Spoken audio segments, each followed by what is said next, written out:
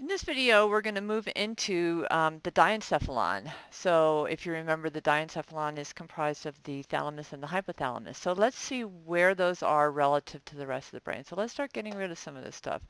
We'll hide that temporal lobe there. Remember this structure? That's the midbrain. Okay, we're going to hide that. And when we come in from the midbrain, what's the first structure we get to coming in from the lateral aspect? That would be the putamen, right? So we'll get rid of that. And then under the putamen, if you remember, is the globus pallidus right there. So we'll get rid of that. And you should see some structures that look very familiar here. This is the corpus callosum here. That's the lateral ventricle. So we'll get, well, we can actually leave the ventricle. So this is also part of the globus pallidus. We're going to get rid of that. And then right here is your thalamus. So it's very, very deep in the brain. So let's move this midline, see if we can get a better sense of this, and then start getting rid of these structures here. So we will get rid of the cingulate gyrus, which, if you remember correctly, was part of that limbic system. So we'll hide that. Get rid of the caudate nucleus, which is part of the basal ganglia. We'll get rid of this stuff here. Again, the cingulate gyrus. The caudate, we'll hide that. And that. And so just really kind of bring out that thalamus there. Okay, so you get a sense then of how deep it is in the brain.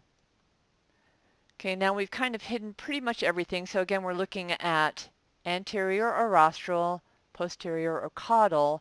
We're looking at the left side of the brain here. So we'll bring this around to midline, and you can see the two different lobes of the thalamus. Okay.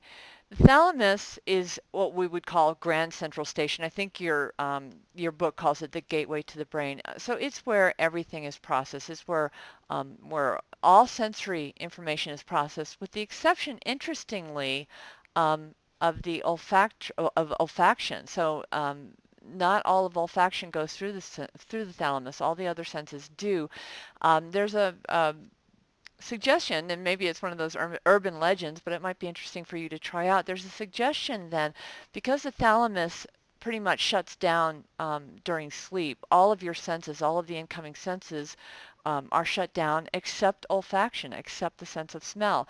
So the suggestion is that if you learn in the presence of a given scent, let's say you're watching this video and you've got your mint candle going, that if that same sense is presented to you during sleep, learning will be consolidated better. Now, again, I don't know what the evidence is for that. It could be an urban legend, but it would be interesting to find out if that's true.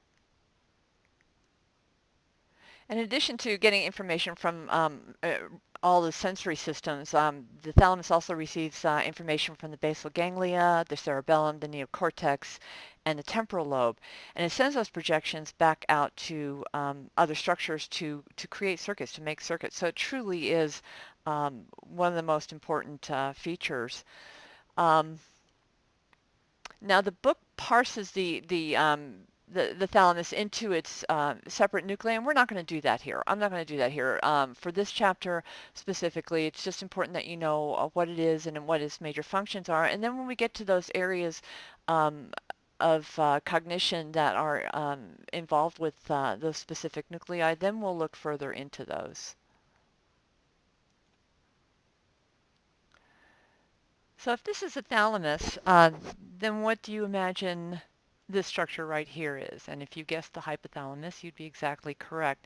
Hypothalamus is incredibly important for all of those hormonal systems. So you can see here that it projects to the posterior pituitary there. That's involved in a lot of the releasing factors that then send releasing factors out into the system. to trigger hormone release.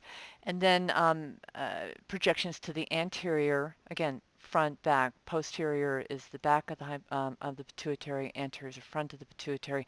And this is where, you remember we read that paper that talked about oxytocin in monogamous behaviors. This is where the trigger of the release of oxytocin takes place. So that all is mediated through the hypothalamus there.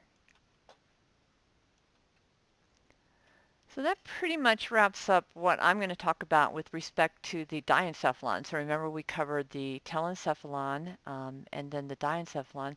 So the next would be the mesencephalon. So let's go back to this brain and turn her back around here and move her over a little bit so we can center her.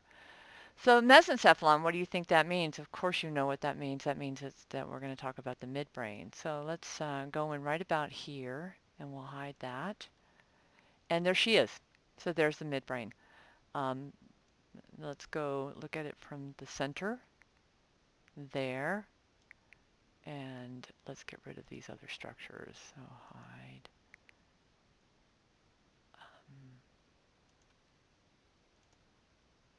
Okay, so there's the other side of the midbrain there.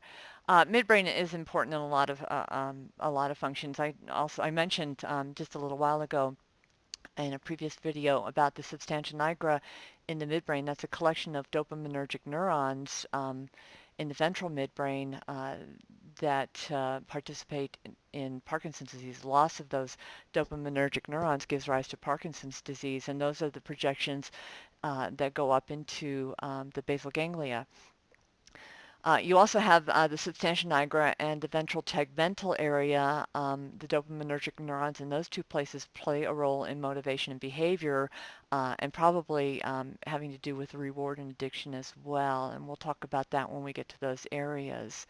The midbrain also relays information for vision and hearing. So very, very important structure here, and it's called midbrain because it lies in the middle there. And again, your textbook breaks down a number of the locations of the cranial nerve and other nuclei in the midbrain. And although we will go into those at a later point, it's not necessary to break that down at this level. So this ends our discussion of the telencephalon, the diencephalon, and the mesencephalon. In the next video, we'll move on to the metencephalon, which you remember is the pons and the cerebellum, and the myencephalon, which is the medulla oblongata.